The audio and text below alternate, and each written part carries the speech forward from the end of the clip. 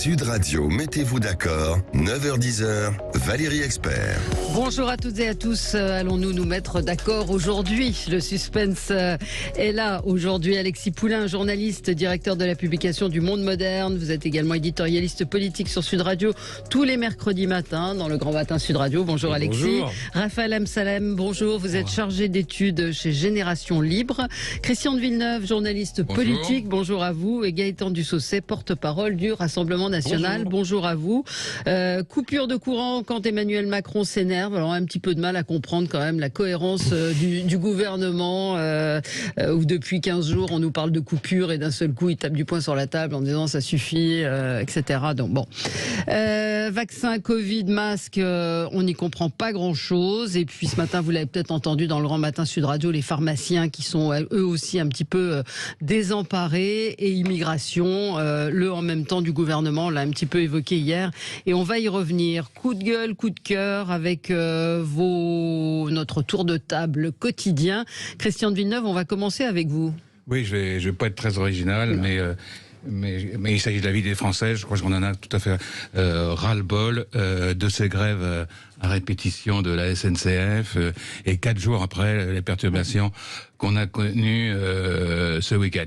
Ce qui est invraisemblable, c'est que les syndicats ont une attitude extrêmement archaïque à considérer que la grève est toujours est un outil de négociation, alors que la grève devrait être éventuellement une arme si cette négociation échoue. À cela s'ajoute quand même ce qui est la vie est compliquée un peu en ce moment. À cela s'ajoutent des menaces de nouvelles grèves pour Noël, et le premier de l'an. Moi, je vois j'ai des enfants qui sont un peu dans tous les coins de France, ils savent pas comment. Bien sûr. Mais alors, ce qu'ils prennent, comme il y en a un qui est à Lyon, eh ben il a pris, je crois qu'il y a de beaux jours pour la concurrence, donc il a pris un billet sur la Trenitalia. Honnêtement, ce qui s'est passé le week-end dernier.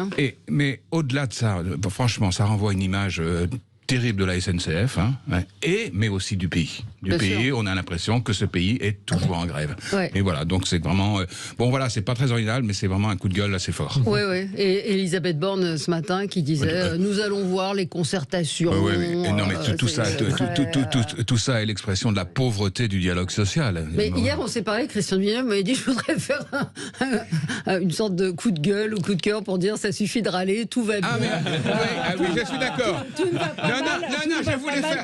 Mais ça ne regarde rien à ça. À ce moment-là, ça n'a rien de rien. Non, mais c'est Valérie qui m'a poussé à faire ça. Parce que ça, j'aurais aimé effectivement faire un coup de gueule sur les. Parce qu'il y a deux choses quand même qui symbolisent la France, c'est la grève et le fait qu'on râle tout le temps. Voilà. Et finalement, les deux vont ensemble. Et ça, c'est totalement français. On a quand même un peu des raisons de râler, non? Mais oui, et heureusement, c'est ce qui fait. Heureusement, non. Moi, je préférais que les hôpitaux marchent, je préférais que l'école fonctionne, je préférais trouver du Doliprane, je préférais que les trains roulent. Je préférais que la police fonctionne. Il y a un plaisir quand même à râler, à se dire non mais quand même ça va pas. Il y a une raison aussi, ça c'est vrai. J'ai vu une statistique qui est assez amusante, c'est que 8 personnes sur 10 disent ça va mal. Globalement dans le pays, et 8 personnes sur 10 disent ça va bien personnellement. Donc il y a un décalage. Raphaël Amsalem, vous qui êtes... Je pense qu'il y a quelque chose qui est très intéressant à noter. Vive la concurrence. C'est ça qui va permettre à ce que demain vous ayez à la fois pour les consommateurs des alternatives qui permettent de ne pas subir les aléas habituels de la SNCF, et en même temps peut-être aussi pour les salariés d'avoir une entreprise qui puisse proposer des offres salariales alternatives qui soient plus avantageuses pour eux. Et donc j'ai très hâte de voir ce que ça va donner à l'avenir, et puis de voir éventuellement sur d'autres lignes si ça ne va pas avoir d'autres effets positifs. Attention, parce qu'on a l'exemple anglais qui est quand même un contre-exemple, où à force d'avoir trop dérégulé à l'étranger aussi. Mais il y a beaucoup de modèles privés en concurrence à l'étranger. Je crois que ça ne se résume pas qu'à l'Angleterre. Gaëtan Dussaucet, sur cette grève.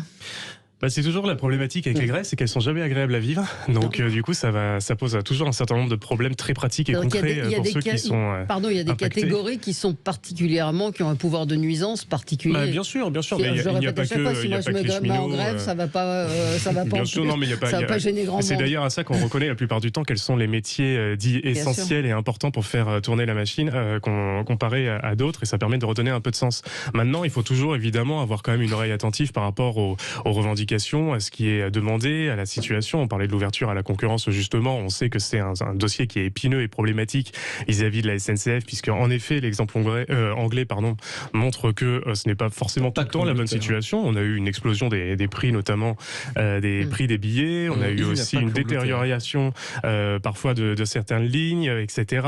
On voit aussi que chez nous, on a un peu, comme on décale toujours un peu l'aménagement du territoire de la politique du ferroviaire, parce qu'on gère tout en France sous couvert de comptabilité, et bien on se retrouve à fermer des petites lignes, à fermer des petites gares parce qu'elles sont pas rentables, parce qu'elles permettent pas finalement d'assurer des revenus suffisants pour la SNCF. On le rappelle, le ferroviaire, c'est un service public, ça fait partie des droits des Français, et donc il faut évidemment en prendre particulièrement soin. Ouais. On reviendra sur ce côté râleur des Français, peut-être, Christian de Villeneuve. Gaëtan, vous, c'était un coup de cœur ou un coup de gueule? Alors ça aurait pu être un coup de cœur, parce que c'était la qualification du Maroc. Je suis pas un grand fan du foot pour le coup, mais c'est toujours sympa quand on voit des équipes qui gagnent et qui triomphent. Donc avec cette qualification de l'équipe du Maroc pour les quarts de finale de la Coupe du Monde de football, mais qui se transforme de fait en coup de gueule, puisque comme tout le monde, j'ai vu ensuite défiler sur les réseaux sociaux les mêmes images, les dizaines et dizaines d'images de violences, d'émeutes urbaines.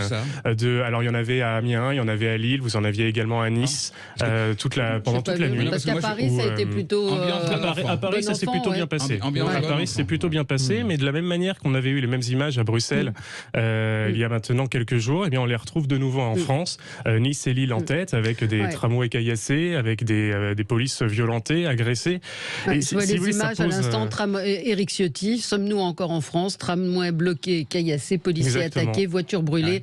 Voilà le résultat de la victoire du Maroc dans les rues de Nice. Tolérance zéro face à ces délinquants qui défient nos lois. C'est ça, c'est tout le problème. Et c'est vrai que ça pose un peu une certaine question et une conception de faire la fête. Au même moment, on avait le Portugal qui se qualifiait au quart de finale et on n'avait pas du tout la même problématique. On n'avait pas du tout les mêmes images de violence. Donc en réalité, ce que paient les Français, les Français, on le sait très bien, c'est l'éléphant qui est au milieu du salon, c'est-à-dire une politique d'immigration massive qu'ils ont subi pendant 40 ans. Oui, mais ça justement, ça s'ajoute à l'abandon de la politique d'assimilation. C'est-à-dire qu'au lieu de les faire venir en disant devenez comme nous, partagez avec nous des grandes valeurs, devenez Français à pleine entière, eh bien on les a encouragés à cultiver la différence, à cultiver leurs origines plutôt qu'à vouloir appartenir au même roman et aux mêmes objectifs que nous. Et on en subit aujourd'hui les conséquences, physiques, sécuritaires, mais aussi culturelles. Et j'ose espérer qu'on arrivera un jour à inverser la tendance dans notre pays. On passe peut-être à votre coup de gueule, Raphaël. Dernière déclaration de Sandrine Rousseau, encore, j'ai envie de dire. Mais est-ce qu'on est obligé de les commenter? La question, alors c'est ça. Celle-là, je trouve que oui, parce qu'elle pose un vrai problème politique, même de philosophie politique. Elle a dit hier sur BFM TV, c'est tout notre système économique et social qu'il nous faut repenser sur la base de l'essentiel et non du superflu. Vous connaissez l'expression. L'enfer est pavé de bonnes intentions. Qui décide ce qui est essentiel et ce qui est superflu? Et sur la base de quels critères? Et c'est derrière ce genre de formule fourre-tout que se cache le masque de l'arbitraire et de l'instauration d'un pouvoir politique sans borne. Parce qu'il est là le problème. C'est qu'à partir du moment où on estime que le politique est légitime pour arbitrer à la place des gens ce qui dans leur vie est essentiel et ce qui est superflu, alors comme le disait Benjamin Constant, tout devient du domaine du législateur. Donc non seulement c'est un retournement sur notre modèle de démocratie libérale, mais c'est en plus instaurer un pouvoir sans borne, puisque l'État se substitue à la place des gens pour décider ce qui est essentiel et ce qui est superflu à leur place.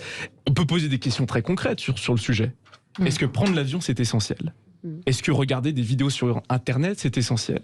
Est-ce que manger, je ne sais pas, des huîtres ou d'autres aliments, est-ce que c'est essentiel? Est-ce que l'émission où Madame Rousseau a été invitée à débattre est essentielle? Voilà, c'est tout un tas de questions très concrètes qui font que, à mon sens, le politique ne devrait pas être à même de balbutier le commencement de ces questions. Ça n'est pas à l'État de décider à la place des gens ce qui est essentiel ou superflu pour eux, au risque que l'État devienne autoritaire et décide de réduire la liberté à néant. Oui, sauf que c'est Sandrine Rousseau, qu'elle représente 4,5% des voix et que, voilà.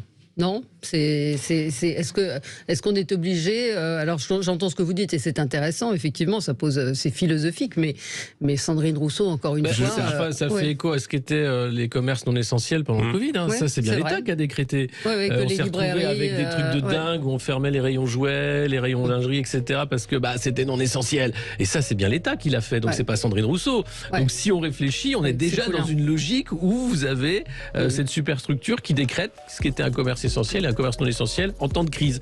Bon là, c'était déjà une dérive énorme et c'était pas Sandrine Rousseau. Et d'autant plus qu'aujourd'hui, il y a un courant de l'écologie politique qui est en train de gagner beaucoup d'influence à la fois dans le débat public et dans les sphères publiques et qui nous dit qu'il faut de la décroissance, qu'il faut de la sobriété. Et effectivement, si on veut de la décroissance et de la sobriété, demain, l'État devra décider quelles sont les activités qui sont essentielles et les autres qui sont superflues. Et ça, c'est un risque qu'il faut considérer parce qu'il est grave. Mais en plus, l'État le fait déjà, notamment sur l'aspect écologique. Lorsqu'il déclare la mise en place des zones à faible émission, les ZFE, on est exactement là-dedans. En interdisant l'accès à des grandes villes à une certaine catégorie de la population parce qu'ils ne détiennent pas les véhicules écologiquement suffisants, eh bien, ils sont déjà dans une décision arbitraire, autoritaire, qui va limiter la liberté de circulation de l'individu. Allez, petite pause, il est 9h15 sur Sud Radio et on se retrouve dans un instant et on va revenir sur les coupures, sur les masques, beaucoup de sujets avec vous ce matin. À tout de suite. Sud Radio, mettez-vous d'accord, 9h-10h, Valérie Expert. On est ensemble pour commenter l'actualité avec vous sur Sud Radio. Mettons-nous d'accord et parlons vrai. De toute façon, c'est notre slogan, notre maxime. Alexis Poulain, on ne vous a pas entendu. J'attends votre coup de gueule avec impatience. Alors, c'est un coup de gueule, encore une fois. Je suis désolé, mais là, c'est sur la communication délétère du gouvernement sur le masque.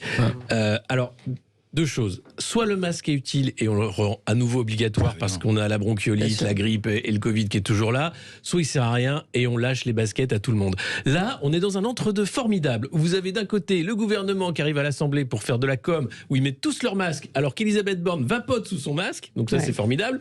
Et puis il l'enlève ensuite quand il n'y a plus les caméras. Vous avez Olivier Véran qui dit faudrait pas gâcher les fêtes de fin d'année, il faudrait mettre le masque. François Braun qui dit je suis prêt, mon bras ne tremblera pas s'il faut le remettre obligatoire. Il va faire des annonces vendredi.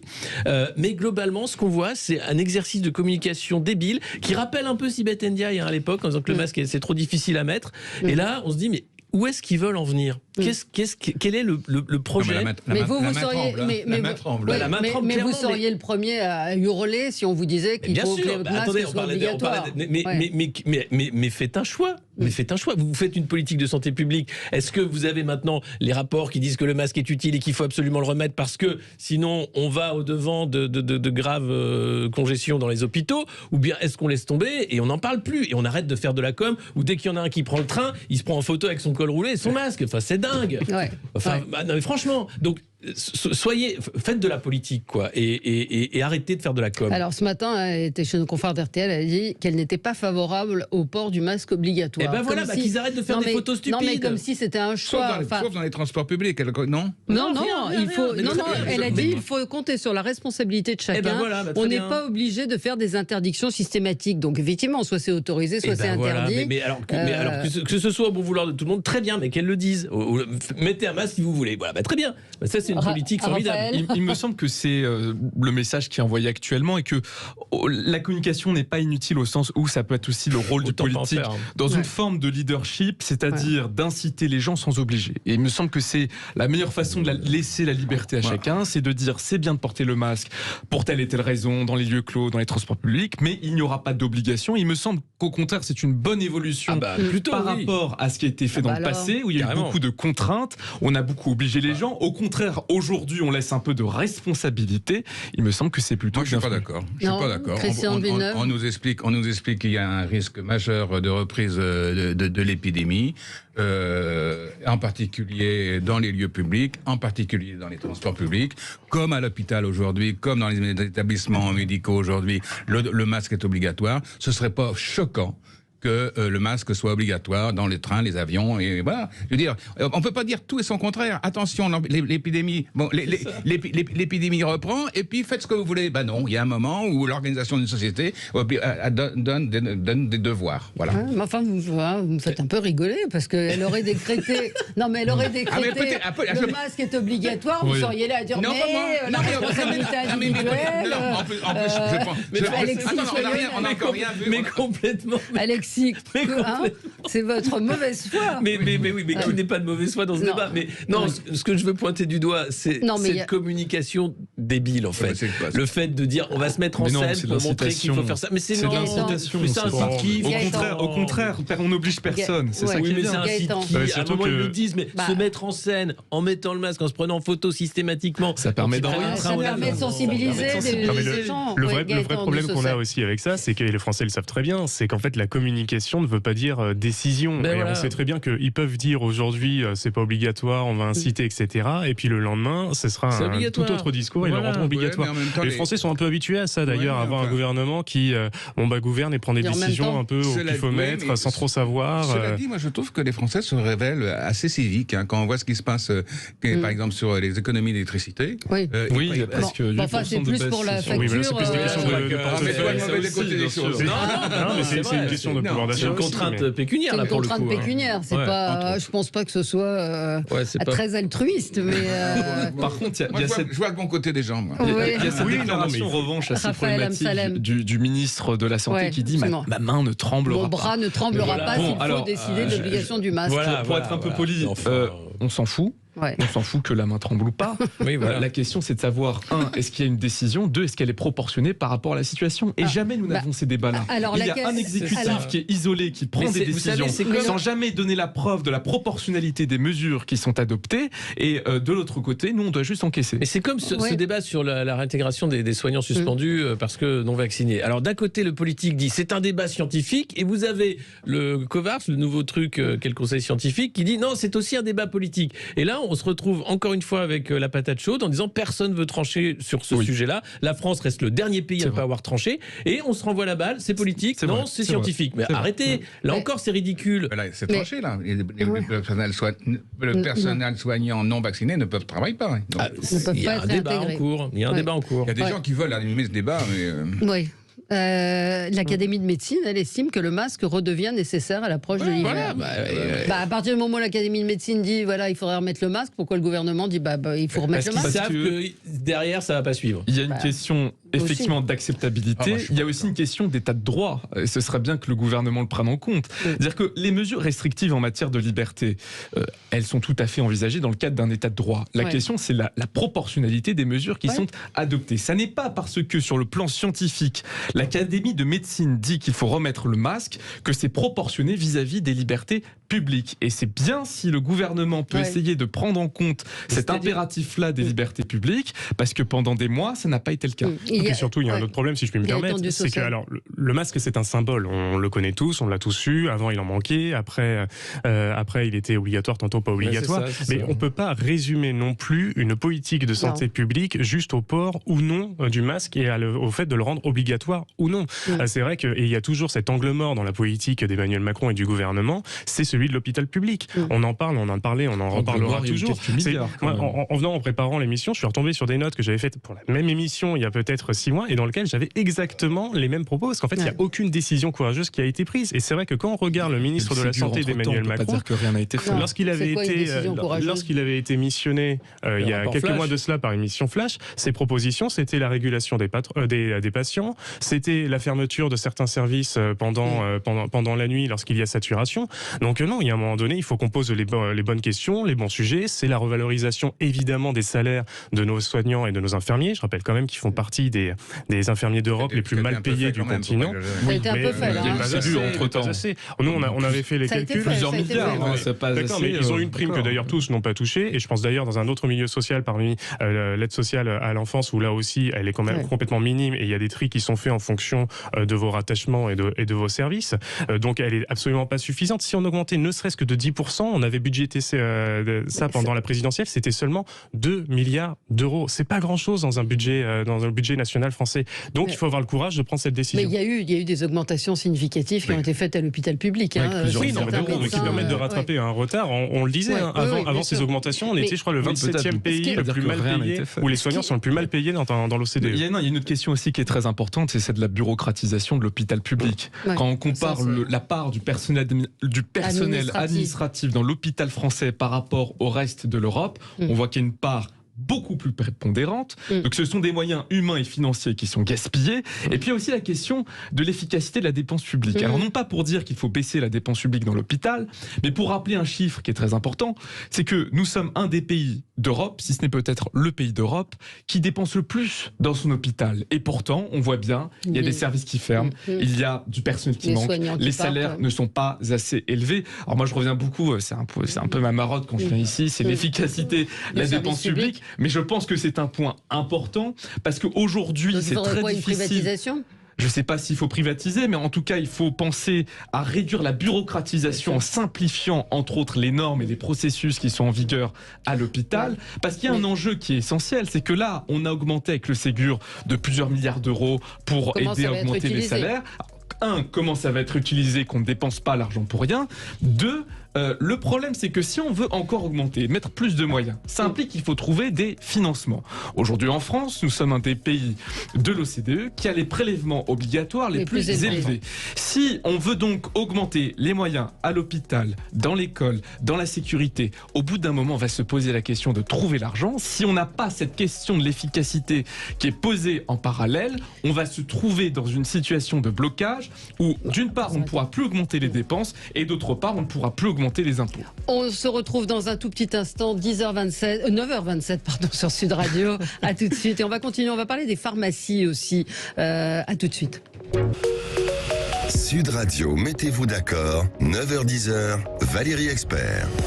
Alors, on continue à parler un petit peu du Covid et de la vaccination en particulier. Je voyais hier le docteur Franck Laroux qui disait de nombreuses personnes rapportent que des pharmaciens refusent les vacciner au motif qu'ils ne sont pas éligibles. Or, François Braun a récemment rappelé que ce n'était pas normal, comme également la présidente du COVARS. Et plusieurs pharmaciens lui répondent en disant pour vacciner ne serait-ce que ceux étant dans la cible, c'est un travail énorme. Les plannings sont pleins jusqu'à février parce qu'en plus, il y a le travail habituel à assurer dans un contexte difficile de rupture de médicaments et pénurie de personnel. C'est quelque chose auquel j'ai été confrontée avec mon propre père qui est sur une liste d'attente. J'ai appelé la pharmacie. Elle m'a dit j'ai 100 personnes en liste d'attente. 100 personnes en liste d'attente dans un petit bled dans le centre de la France parce que il me dit j'ai la paperasse, j'ai les commandes, j'ai le vaccin contre la grippe. Moi j'ai une solution.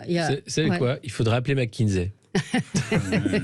non, mais et pharmaciens disent ce serait pas mal aussi que infirmiers, médecins et d'autres puissent ou qu'on remette des centres de vaccination. On a l'expérience de la première vague, etc. Voilà. Et on arrive à exactement au niveau où on était en janvier au début de la vaccination. C'est-à-dire c'est le même bordel. C'est le même bordel. C'est impressionnant quand même. Ça va dans le sens.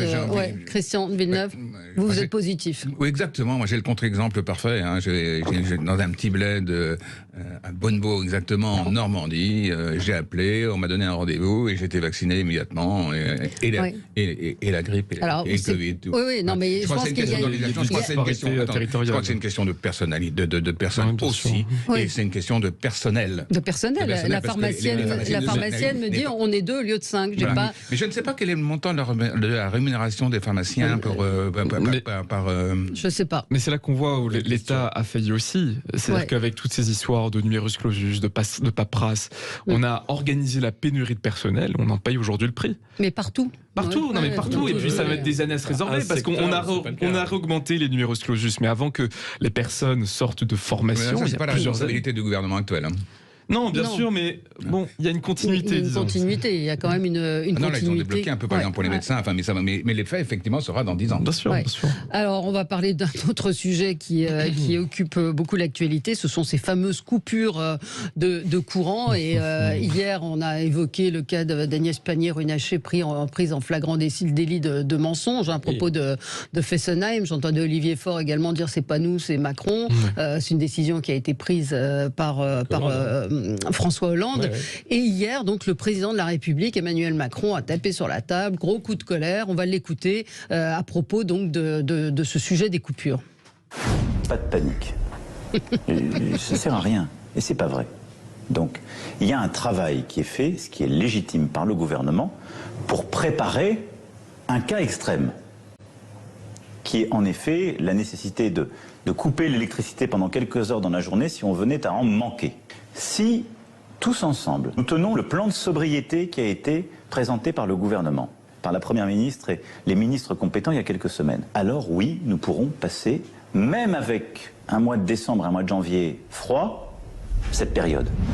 Pas de panique. Pas de panique. Or, que se passe-t-il depuis 3 semaines sur les plateaux télé? Nous sommes en guerre. Hein, on est encore en reguerre, quoi. Mais c'est-à-dire que ça fait quand même quelques mois qu'Emmanuel Macron agite toutes les peurs possibles et imaginables. Et c'est lui qui vient me dire pas de panique. C'est lui qui nous parle de la fin de l'abondance, en disant que ça va être compliqué quand même ce qui va se passer. Et après, le voilà qui se met en scène comme étant non, vous inquiétez pas, ça gère. Alors après, je vais pas lui en vouloir parce que pour une fois qu'il fait un peu de prévision, un peu de planification, en disant on va essayer de prévoir dans le pire des cas ce qui pourrait se passer, tant mieux. Mais alors encore une fois, mais qu'il n'en fasse pas un outil de communication et de propagande, qu'il se taise et que les gens travaillent avec les préfectures, avec RTE, Enedis, etc. Sur ça, oui, mais la communication est calamiteuse, encore une fois. Problème de com. Christian, alors puis après, il s'est imposé, Christian de Villeneuve.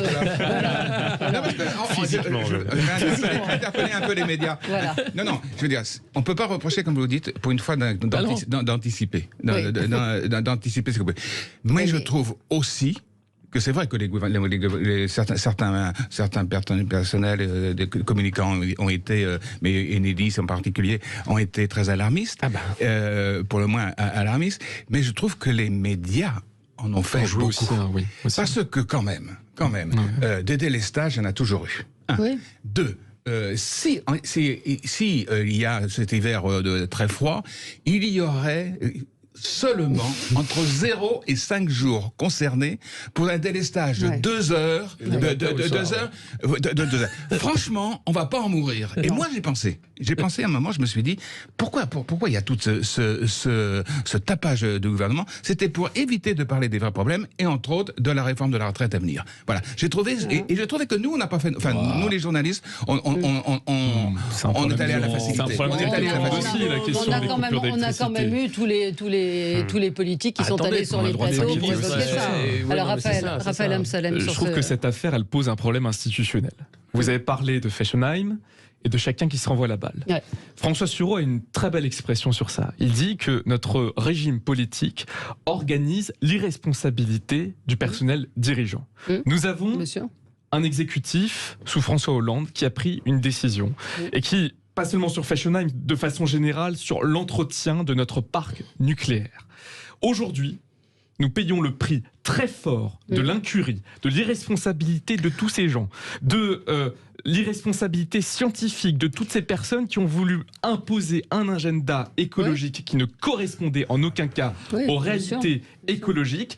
Personne, rigoureusement, personne ne payera le prix personnel de ces choix politiques-là. Parce que nous avons un régime politique de la Ve République qui organise l'isolement du pouvoir exécutif, qui ne met pas le pouvoir face à ses responsabilités, qui est une démocratie par intermittence où nous votons une fois tous les 5 ans sans possibilité de confronter les dirigeants face à leurs responsabilités. Nous avons une question institutionnelle grave parce que si nous ne mettons pas les dirigeants face à leurs responsabilités, nous continuerons à avoir des décisions qui ne seront jamais payées par personne autre que par la population, c'est-à-dire nous. Mais ça veut dire quoi? Parce que vous avez Agnès Buzyn, mais regardez par exemple, qui est mise en, elle est mise en examen. Mais regardez par exemple. Donc là, il faudrait quoi, mettre François Hollande en examen pour une conséquence? Elisabeth Borne, elle a été aux responsabilités en matière écologique. C'est elle qui a entériné la décision sur Fessenheim. Elle est première ministre aujourd'hui. Voilà ce que c'est l'irresponsabilité. Pour le coup, et après on reviendra sur la question des délestages et des coupures d'électricité. Je pense pas qu'il y ait de fatalité pour le coup. En fait, le moment où les responsables politiques et les dirigeants politiques sont confrontés finalement à leur bilan, c'est pendant les élections justement. Alors après que le débat soit pas forcément très haut, que le débat soit pas forcément très intelligent et qu'on ait en plus de ça une méfiance qui grandit dans notre pays avec un taux d'abstention qui augmente et qui devient dramatiquement problématique, là-dessus je suis d'accord. Mais en réalité, c'est vrai qu'il y a quand même la possibilité, du coup je lance cet appel lorsqu'on aura des prochains rendez-vous électoraux, il y a quand même la possibilité pour les Français de sanctionner les incuries et les manquements des dirigeants politiques à tous les échelons, de la commune jusqu'à la tête de l'État. Dès qu'il y a une majorité au Parlement, alors heureusement c'est là où aujourd'hui on a une bonne situation, parce qu'il y a une majorité relative, donc le gouvernement et parce que les Français l'ont décidé justement. Exactement, mais nous avons malgré tout des institutions qui n'incitent pas à avoir ce mécanisme vertueux de responsabilité. Nous sommes l'exception, puisque habituellement le pouvoir a une majorité absolue, ce qui fait que le gouvernement au fond peut faire ce qu'il veut. Il a un Parlement qui le sert, qui est dans une situation de redevabilité vis-à-vis du pouvoir exécutif, ce qui fait que le Parlement, les élus ne sont pas redevables devant les Français, mais devant le président de la République qui les a fait élire. Et c'est là où nous avons un enjeu qui est essentiel, c'est de changer nos institutions pour qu'il y ait une incitation pour les dirigeants à être confrontés à leurs responsabilités, et pas seulement tous les 5 ans. C'est un débat sur la réforme institutionnelle, c'est plein de choses. Alexis Poulain. C'est tout le problème de cette irresponsabilité. C'est pas nouveau, le responsable n'est pas coupable. C'est simplement que ça atteint des proportions industrielles. C'est-à-dire qu'on a l'impression que derrière, il y a un amateurisme et puis un laisser-faire total. Et donc là, par exemple, on va prendre la loi sur l'immigration. C'est la 30e loi depuis 1980. Qu'est-ce que ça veut dire? Et là, j'accuse pas Macron ou Darmanin. C'est juste, mais qu'est-ce que ça veut dire que ce pays qui fait 30 lois sur le même sujet depuis 1980 pour arriver à peu près au même problème et à aucune solution réelle. Donc la question, c'est même pas l'irresponsabilité, c'est le courage politique, la réalité politique. Si des gens font campagne pour dire après moi, vous allez voir, ça va bien se passer, ce pays va très mal, mais je vais tout faire bien, et que au final, 5 ans après, c'est encore pire, mais qu'on refait campagne en disant vous inquiétez pas, ça va aller encore mieux, et qu'on se retrouve avec le même problème, c'est qu'on a pas le bon casting. L'enjeu de la responsabilité là-dessus, il est essentiel. Bah oui. Et précisément, le but, c'est qu'on n'ait pas à sanctionner le pouvoir concrètement tous les 5 ans. D'ailleurs, dans l'extrait qu'on a passé d'Emmanuel Macron, c'est ça qui était, à mon sens, le plus choquant, je trouve, dans ce qu'il dit. En fait, il joue un peu sa Lolita, c'est pas ma faute, c'est pas ma faute. Parce que dans ce qu'il dit, c'est très clair. Non, mais dans ce qu'il dit, c'est très clair. Il dit, si on s'en tient au plan de sobriété énergétique qui a été pensé et réfléchi par le gouvernement, alors il n'y aura pas de coupure. Laissant croire que si finalement on se retrouve à envisager des délestages ou les coupures, c'est la faute des Français à nouveau. Alors qu'il suffit d'expliquer simplement. Moi, ce qui m'énerve dans cette communication, c'est l'infantilisation, c'est le fait de ne pas dire les choses. C'est vrai que en période de pointe, c'est d'abord les ménages qui vont consommer le plus avec le chauffage. C'est RTE qui le dit, c'est une réalité, mais il suffit de le dire comme ça. 38% seulement. Oui, mais c'est beaucoup. C'est beaucoup par rapport à ce que l'industrie qui reste quand même assez stable, quel que soit le climat en réalité. Donc rien que dire ça pour qu'on comprenne finalement que derrière il y a une réalité, plutôt que de dire attention, il va falloir faire des efforts parce qu'on ne sait pas, si vous ne faites pas suffisamment d'efforts, ça va peut-être couper. Là, c'est encore le coup de la peur. Je suis désolé. C'est la communication, elle infantilise, elle fait peur plutôt que de rationaliser et d'expliquer pourquoi on fait ça. Je vous rappelle encore, et je le dis pratiquement tous les jours, Loïc Le Floch-Prigent, qui dit le pire est en préparation et le plan du gouvernement ne tient pas la route. Donc Emmanuel Macron fait référence à un plan de sobriété énergétique qui ne tient pas la route. Il n'y en a pas. Si, ça s'appelle le confinement. C'est-à-dire qu'il faut remettre tout le monde chez soi et plus bouger, arrêter l'industrie. Vous allez cuisiner et chauffer. Ce qui m'étonne dans cette communication autour de l'électrique, on nous dit fini le chauffage au fioul, passez à la pompe à chaleur, c'est l'électricité. On dit les bagnoles, tout électrique. Honnêtement, t'es paumé. Ça, là, c'est très déstabilisant. On dit allez vers le tout électrique et on nous dit on va y avoir pénurie. Ça, c'est une connerie. Nous payons le prix des lubies anti-scientifiques de toute une partie de la classe politique et intellectuelle qui, pendant des années, a expliqué que le nucléaire était polluant, que le nucléaire était dangereux. Nous payons aujourd'hui concrètement le prix de cette idéologie. Et alors, ce qui est plus drôle avec le nucléaire, c'est aussi les liens entre la Russie et la France par rapport au combustible nucléaire et à l'uranium. C'est dans le Canard aujourd'hui. Je vous invite à le lire. C'est quand même impressionnant. On a reçu quand même une livraison de minerais il y a quelques semaines de ça. Là, ça continue. Il n'y a aucun embargo parce que sinon, les rares centrales qui fonctionnent s'arrêteraient. Donc, c'est proprement scandaleux en réalité. Et derrière, c'est une filière qu'on a laissée à l'abandon, c'est sûr, volontairement, politiquement. Là, les choix politiques ont été faits pour le coup, avec ce côté, c'est pas nous. Et puis après tout, c'est bon pour le climat. Alors même que l'énergie nucléaire, si on s'en tient au carbone, est une très bonne énergie pour accompagner justement la décarbonation. Oui, et c'est le fait d'ailleurs que l'énergie nucléaire et que la filière nucléaire française n'ait pas été suffisamment soutenue, qu'on se retrouve aujourd'hui à réouvrir la centrale à charbon à Saint-Avold, à importer du gaz de schiste américain, etc. Faut aussi ne pas oublier que le pendant à tout ça, ça a été finalement l'entêtement des différents gouvernements, et y compris celui d'Emmanuel Macron qui continue de le faire aujourd'hui, à vouloir soutenir l'énergie intermittente qui est le renouvelable à 2000%. Mais qui ne peut pas tenir. Ce qui était votre cas aussi. Quand on regarde, non, Marine Le Pen moi j'ai repris. J'ai fait les 3 campagnes présidentielles avec Marine Le Pen. J'ai fait les 3 campagnes parce qu'il y avait le contexte à l'époque au Japon, etc. Mais j'ai fait 3 campagnes présidentielles. Et déjà, je me souviens en 2012, on avait justement l'équivalent qu'il faudrait, parce qu'il faut savoir que, par exemple, pour remplacer une centrale nucléaire comme Fessenheim, c'est pas moins de 4000 éoliennes qu'il faudrait pour supporter et remplacer le poids énergétique de la production énergétique. 4000 éoliennes, c'est la moitié du parc éolien actuel français. Donc très clairement, c'est une énergie qui n'est pas suffisante. Et aujourd'hui, et d'ailleurs je mets en garde ceux qui nous écoutent là-dessus, on a un peu, en prenant comme raison et comme prétexte tout à fait louable, qui est celui de l'indépendance énergétique de la France et de notre pays, eh bien on a un gouvernement qui veut accélérer justement sur le développement des projets éoliens, des projets solaires, alors qu'on sait très bien que ça coûte très cher et que derrière, ça ne permet pas d'assurer cette indépendance justement. 9h44 sur Sud Radio, on se retrouve dans un instant. Tiens, on va parler du chèque carburant proposé par Elisabeth Borne. À tout de suite. Un chèque.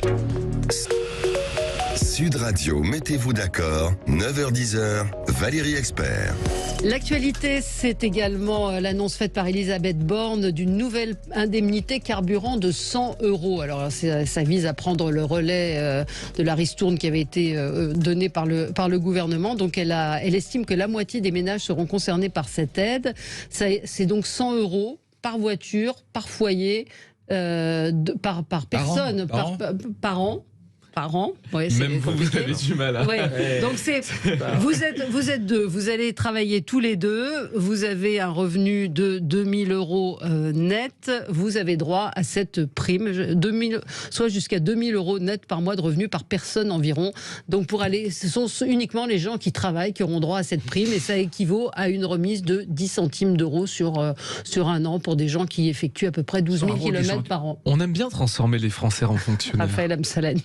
Pourquoi ça se transforme ? Je sais pas, c'est comme le confinement, on remplit soi-même sa petite attestation. Là, c'est nous qui allons devoir aller sur le site du gouvernement pour déclarer sur l'honneur, etc., dire qu'on remplit bien les conditions.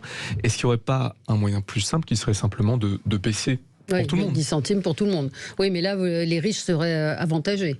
Oui, mais là, il n'y a que les travailleurs. Donc, pendant la pub, j'évoquais le cas des petites retraites qui sont obligés de prendre leur voiture pour aller faire leurs courses, qui, eux, ne toucheront pas. Alors, c'est exactement le problème quand on fait de la paperasse sur la paperasse. On oublie toujours des cas qui restent sur le côté de la route. On monte une usine à gaz. Ouais. Voilà. Alors, non, elle a dit, Elisabeth Borne, c'est un dispositif très simple. Vous allez tous éclater de rire quand je vous l'ai dit.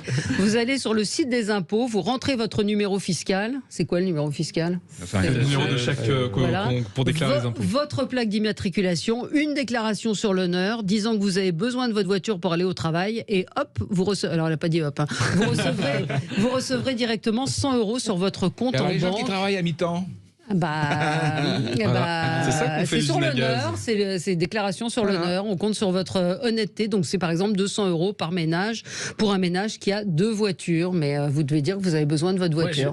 C'est effrayant cette politique du chèque, parce que derrière c'est pas un cadeau, ça part des impôts, c'est-à-dire que le prélèvement il existe, c'est de l'argent public qui vient de la poche des Français, qu'on redistribue d'une manière totalement ubuesque, et quand on voit la multiplication des primes, des chèques, des machins, moi j'ai juste l'impression qu'on a affaire à des gens qui essayent de faire tenir un truc qui est en train de s'effondrer le plus longtemps possible, en disant voilà, on va faire en sorte que les gens ne descendent pas dans la rue comme pour les gilets jaunes, donc cette fois-ci on va filer des chèques jusqu'à ce qu'on n'en ait plus. De toute façon c'est eux qui le font le chèque, donc c'est eux qui payent pour eux-mêmes, on fait passer ça pour un cadeau et on voit jusqu'à quand ça tient.